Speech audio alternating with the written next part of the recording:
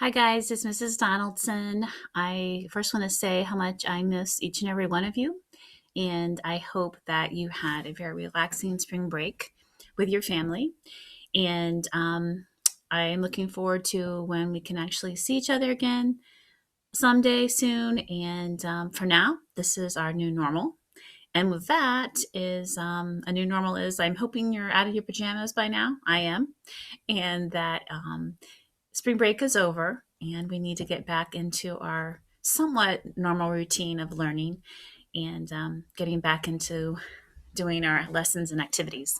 So today's video or presentation is twofold. One is how can you make sure you are able to communicate with me and that I can communicate with you? Where do we do? How do we find that on our Chromebooks? And then again, a reminder of where you can find your lessons and expectations, things that you need to be doing as a student in third grade. So while we're not together physically, we are able to communicate with each other, and I'll set up ways for you to communicate and share with your friends too. But today, I just want to remind you how to send an email to me, where to find that, and to be checking your emails daily. I will send emails to your parents, but I want you to be responsible as well and check your emails too. So if you see this screen here, we have yours won't look like this completely, but this is ClassLink. So when you pull up your Chromebook and go to ClassLink, you're going to want to find your Gmail. And so that's here, right? You know what that looks like. You click on it, and then you'll see if you have any messages from me. And that's when you can send questions to me as well, or comments. That's one way. We'll talk about other ways a little bit later, but that's a really easy way to make sure that I am finding out what questions you might have. And then also, if I send you emails, that you're looking there. If I ask you a question, I expect you to reply to that. Okay, so that's important. The other thing, where do you find your lessons? Now, you might have done this hopefully before spring break. Most of you already started your lessons.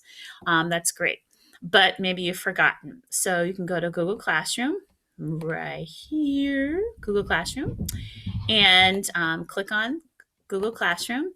And your screen will also look a little bit different, but you will still go to this gray tab, Mrs. Donaldson's third grade class. Click there. And this right here, Mrs. Donaldson's distant learning activities. Click there. Again, yours won't look exactly like that. I'm going to go to Max's and go to instructions, click on it, and we're just going to break down how's this set up.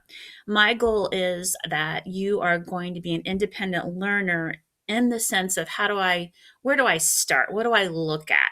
And making sure you're reading all of the directions and instructions first before you grab mom or dad or grandma, grandpa, whomever is with you, brother, sister, to help you. Okay, I want you to try and do the reading first, all the directions, and then you can send me an email if you have questions. But try and make sure you do your part first. So if you've already worked on this, this is just a quick review. We figured out how to find it, and now let's look how this is set up. So you can see at the top, it's set up into categories: reading, writing, math, content, which is currently science, and then additional resources. Might be some links, something there for art, music, PE, library. And then if you scroll down a little bit further, you'll see that I have some links there for calming strategies, things you can do if you just need a break. Also, it's set up by days of the week. Some of you, most of you, went ahead and started and did your lessons for Wednesday, Thursday, and Friday before spring break. If you have not, or you're kind of halfway through, you need to go back and see if you've actually completed those assignments. Don't jump to Monday, March 3rd's lessons, because these are all done in sequence, in order. Okay, so maybe you did the reading and writing, but you didn't even start the math. You need to go back and go in order. Okay, but first we're going to talk about reading and writing. So reading and writing. The reading and writing go together. They are paired together. When we were in the classroom, we were just ready to start our research clubs. So the third grade teachers and I just carried on with what that would look like. You've got assigned your animal group, and if you had read this carefully, you can see that way back before spring break, the reading took place right here. This was online reading, and every single day it has the same kind of choices. But when you're reading for your animal, you have a specific subtopic you're looking at. So bold, really important. So you're reading and thinking about the body or the physical appearance, the description of the animal. So you have either the packet I gave you with the subtopics to write down, jot down notes, or you have your writer's notebook, whatever works best for you. But you're reading for that specific topic, jotting down notes. Okay, not writing incomplete sentences, jotting down notes.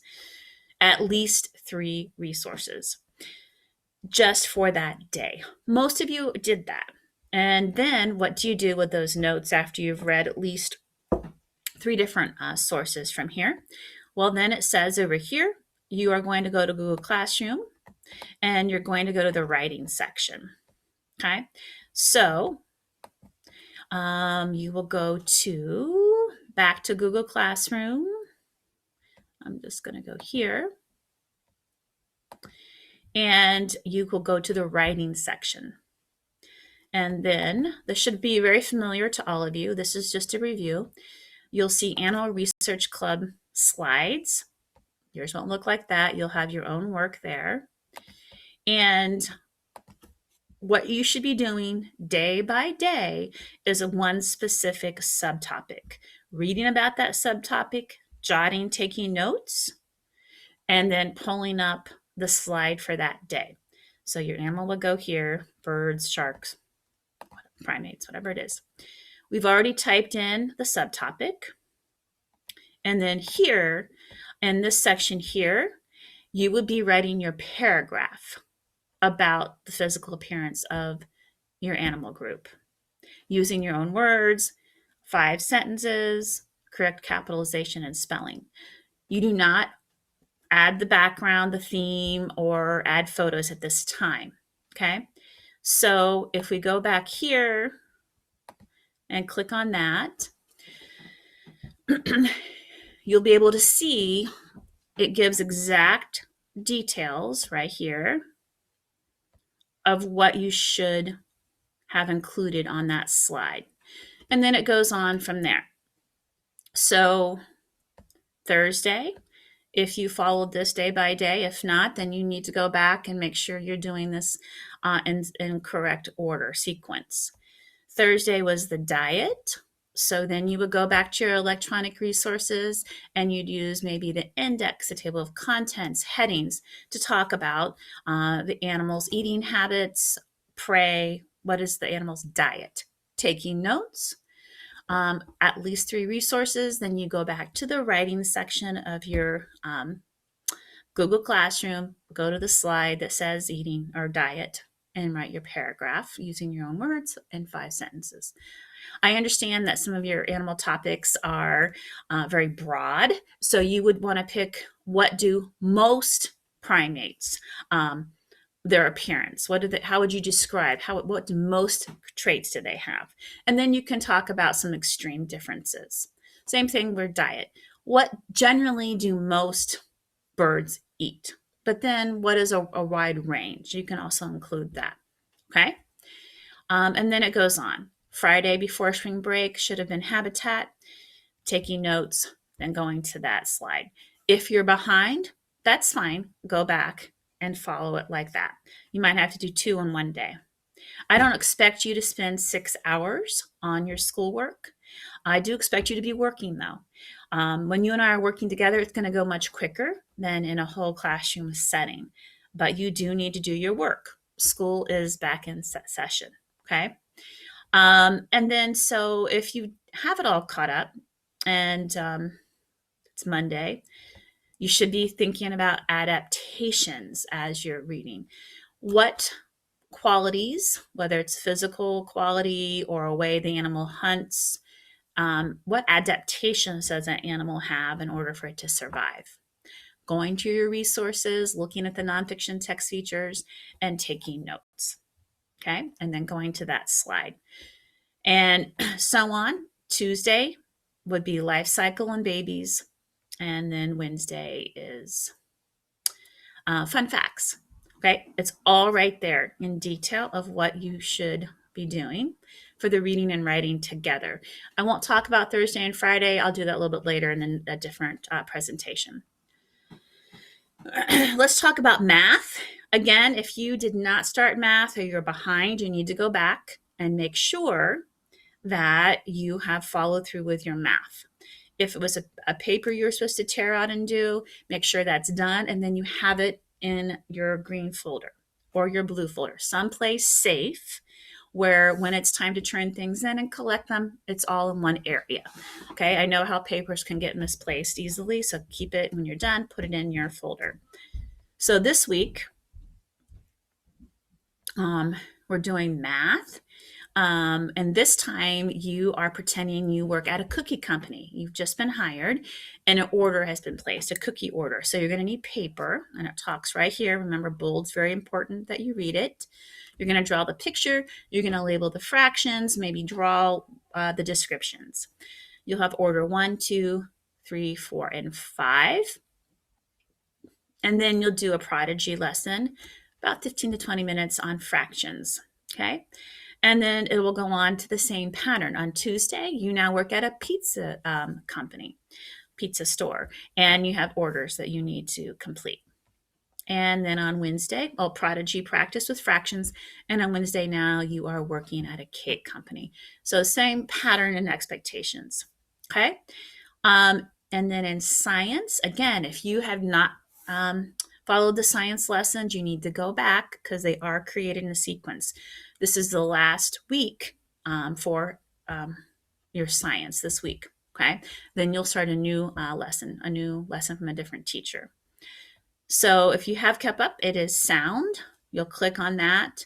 You'll watch that video, play the game if it's available for that one, and then you will take some notes because later on in the week you'll do something with that. Monday is sound, Tuesday is solar energy, and Wednesday is wind and energy. Okay. If you look over here, there's some really cool online calm down links right there. So the purpose of this lesson was to remind you, how do you find your lessons? And also, how do you communicate with Mrs. Donaldson? So real quick review. Remember, you go to ClassLink. Here's the Gmail for contacting me and also looking to see what I've sent you. And Google Classroom is where the lessons are located. I have a YouTube account, so you will just click on there daily to see something from me as well. And then there'll probably be a link that you can click on to watch this presentation. All right, I can't wait to hear what questions you have. I will be checking your work, and hopefully we'll have time where we can see each other again. All right, make sure you reach out and I miss your faces, and make sure you have time that you are learning and also having a lot of fun with your family.